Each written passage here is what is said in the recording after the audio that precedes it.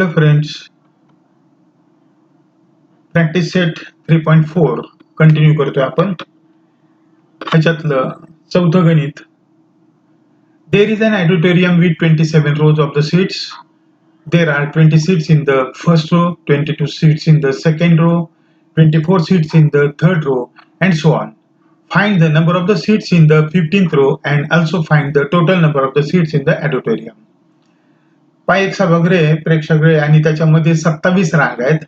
त्या 27 रांगांमध्ये पहिल्या रांगेमध्ये 20 सीट्स आहेत, दुसऱ्यामध्ये 22 आहेत, तिसऱ्यामध्ये 24 आहेत, असे वाढत गेलेले आहेत. तुम्हाला 15व्या रांगेमध्ये किती सीट्स असतील हे काढायला सांगितलंय आणि तसंच टोटल नंबर ऑफ सीट्स त्या ऑडिटोरियम मधले किती हे काढायला लावलेले आहेत. Here the number of the seats in each row are in the AP 20, 22, 24 and so on. Here first term is 20, common difference is 2 and n is equal to 27. तुम्हाला T15 15व्या रांगेतील संख्या काढायला हवी आहे आणि S27 एकूण ऑडिटोरियम मध्ये जे 27 रोज आहेत त्याची एकूण संख्या काढायला हवी आहे. पहिल्यांदा फॉर्म्युला पहिला वापरू आपण. Tn is equal to a plus n minus 1 into t. या फॉर्म्युल्यामध्ये T15 काढायचे. जिथे जिथे n आलंय तिथे आपण 15 भरलं. T15 is equal to a ची व्हॅल्यू भरली 20 plus 15 minus 1 into 2. 20 plus 15 तून 1 गेला 14 गुणिले 2, 14 दुने 28. 20 plus 28 is equal to 48 and therefore T15 is equal to 48. 15व्या रांगेमध्ये 48 खुर्च्या असतील किंवा सीट्स असतील. Similarly, Sn is equal to n upon 2 into bracket 2a plus n minus n into t. हा फॉर्म्युला आहे. S27 एकूण त्या ऑडिटोरियम मध्ये 27 रांगा आहेत, त्यांच्यामधली एकूण संख्या काढायची आहे. जिथे जिथे n आले या तीन ठिकाणी आपण 27 भरलं is equal to 27 upon 2 into 2 multiply by a ची व्हॅल्यू भरली 20 प्लस 27 मायनस 1 इंटू 2.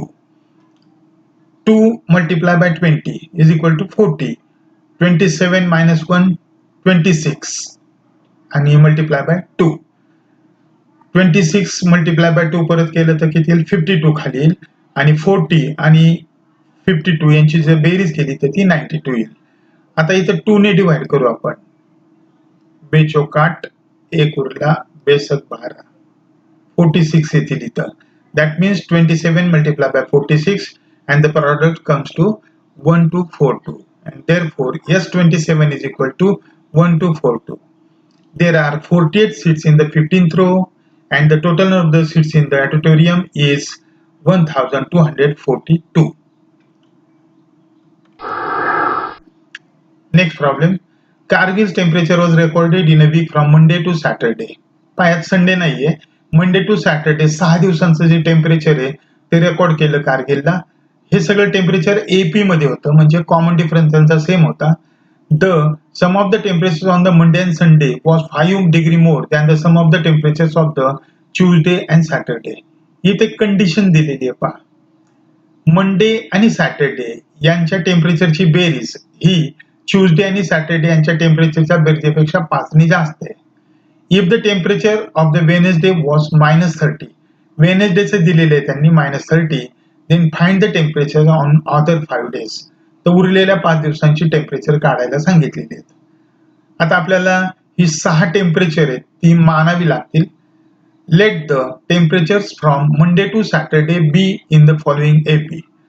मंडेचं किती घेतलं आपण A-3D, एक D त्याच्यामधून आणखीन वाढवलं आपण A-2D. हे ट्यूजडेचं, हे वेनेसडेचं टेम्परेचर जे दिलेले आहे आपल्याला किती दिले -30. त्यानंतर हे थर्सडे, हे फ्रायडे आणि हे सॅटरडे. पहा ही टेम्परेचर आपण अशी घेतली सेल्सिअस मध्ये. The temperature on Wednesday is -30 degree Celsius given and therefore हा Sunday Monday Tuesday Wednesday. Wednesday म्हणजे A-D इज इक्वल टू -30 दिलेले. हे पहिले इक्वेशन आपल्याला मिळेल. बाय द गिवन कंडिशन, दिलेल्या कंडिशन मध्ये काय दिले आपल्याला, मंडे आणि सॅटरडे यांची जी बेरीज आहे इथे दिली आहे पहा. मंडे आणि सॅटरडे यांची बेरीज ही ट्यूजडे आणि सॅटरडे यांच्या बेरजेपेक्षा 5 ने जास्त आहे. मग आपण त्या कंडिशन प्रमाणे इक्वेशन लिहू शकतो. मंडे आणि सॅटर्डे यांची बेरीज ही ट्यूजडे आणि सॅटर्डे यांच्या बेरजेपेक्षा 5 ने जास्त आहे. यामध्ये हा a+2d कॅन्सल होईल. a-3d is equal to a-2d plus 5. परत यामध्ये a कॅन्सल होतील, उरलं काय -3d is equal to -2d plus 5. हा 2d जर इकडे आणला तर प्लस होईल, plus 2d -3d is equal to 5. That means d minus d is equal to 5 and therefore d is equal to -5. आपल्याला d ची व्हॅल्यू आहे ती -5 मिळाली. ही व्हॅल्यू आता आपण जर इथं सबस्टिट्यूट केली 1 मध्ये तर a ची व्हॅल्यू मिळेल. Substituting d is equal to -5 in equation first, a minus -5 is equal to -30, minus plus होईल. हा प्लस इकडे आणल्यानंतर परत मायनस होईल. -30 आणि -5 -35. Therefore a is equal to -35. आता a मिळालाय, d मिळालाय. या व्हॅल्यूज आपण इथं भरल्या तर सगळे टेम्परेचर्स आपल्याला मिळतील. Substituting values of a and d, a-3d, a ची व्हॅल्यू -35 आणि d ची व्हॅल्यू -5 भरली तर -35 मायनस प्लस 15 येईल. 35 मधून 15 गेले 20, म्हणजे मंडेचं टेम्परेचर आलं -20 डिग्री सेल्सिअस. a-2d, परत a ची व्हॅल्यू भरली, d ची भरली, हे मायनस प्लस झालं. 35 प्लस 10 25, हे ट्यूजडेचं टेम्परेचर झालं. वेनेसडेचं दिलेलंच आहे -30. त्यानंतर थर्सडेचं a फक्त म्हणजेच -35.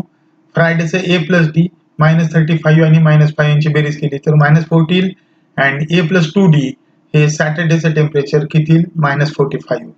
And therefore temperatures at the Kargil for the week are -20, -25, -30, -35, -40 आणि -45. Last problem ह्याच्यातला. On the World Environment Day, tree plantation program was arranged on a land which is triangular in shape. Trees are planted such that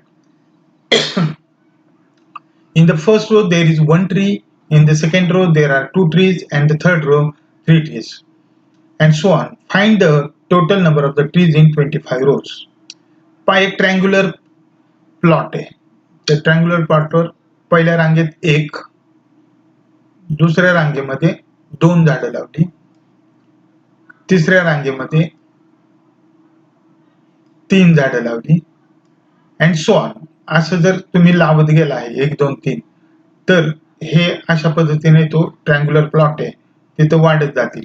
आपल्याला विचारलंय त्याच्यामध्ये एकूण जे plant आहेत ते 25 रांगांमध्ये किती झाडं लावली जातील.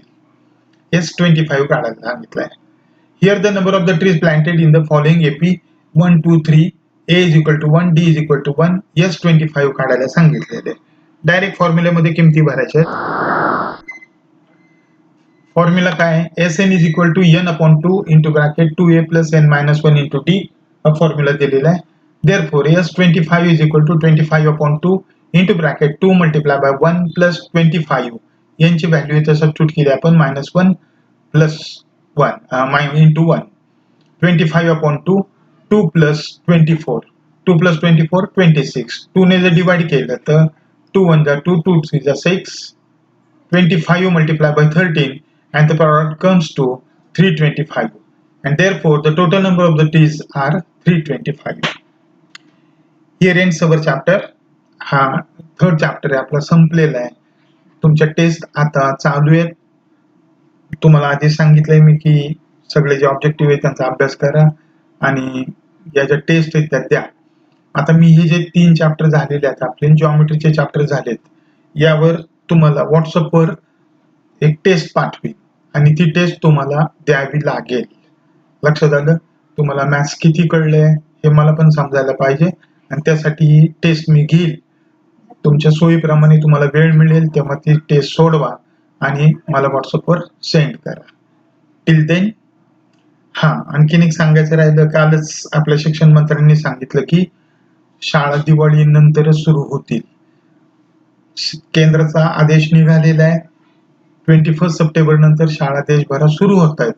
महाराष्ट्रामध्ये कोविडची जास्त प्रादुर्भाव असल्यामुळं किंवा पुण्यामध्ये आपल्या जास्त असल्यामुळं आपल्या शाळा 21 सप्टेंबरला तर नाहीच होणार आहेत, पुढे होतील. मे बी दिवाळीची सुट्टी तुम्हाला मिळणार नाही आणि दिवाळीमध्ये शाळेमध्ये जावं लागेल, क्लासमध्ये यावं लागेल. आशा करू आपण या सगळ्या संकटातून आपण सगळे सही सलामत निसटू आणि पुन्हा एकदा आपल्या कामाला लागू. हे सगळं सोडवा, वहीमध्ये लिहून घ्या आणि व्हॉट्सअपवर टेस्ट द्या. Till then take care, be safe and have a nice day.